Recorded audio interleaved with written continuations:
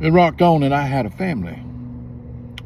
And when my middle son, my young second son, was about 2 years old, he fell about 25 feet at Mac Ray's department store in Pensacola and landed head first and was unconscious and was in the hospital. It was in the paper and everything. A lot of people were praying. God was being called on by churches. We were having people come visit us. He was in there in intensive care for 3 days unconscious. And an old country preacher come by. He was our pastor at that time. And he prophesied over him and said, the Lord told him that just to trust him and we wouldn't be disappointed, which was a comforting word from God.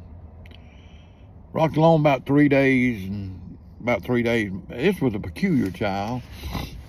He didn't like any changes or nothing. He liked his mama. He tolerated me, but he loved and liked his mama as a baby. And she was the only one that could really make him happy.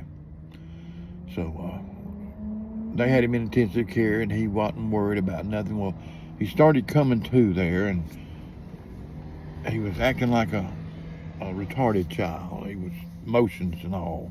His brain was trying to relearn and everything. And me and Mabel was standing there at his bed, and this is hard. We were standing there at his bed, and I said, well, it looks like he's going to live. The doctor had told us that if we knew God, we better pray, because he didn't think he'd last till in the morning. That was the first day. He said his brain was going to swell up and kill him. He was cold. I wanted a new doctor. I didn't even want him, but he was the best around. The only reason he come down there to see him was because his nurse was in the hospital picking up some records. She just insisted that he go take the case. He was the top neurosurgeon in Pensacola. He went down and looked at him and took his case. He said, I just couldn't turn that baby down. Well, anyway, we began to pray.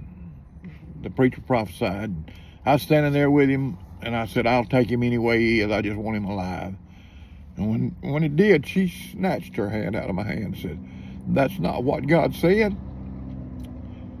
And if he's not just like he was before he failed, I'll be disappointed.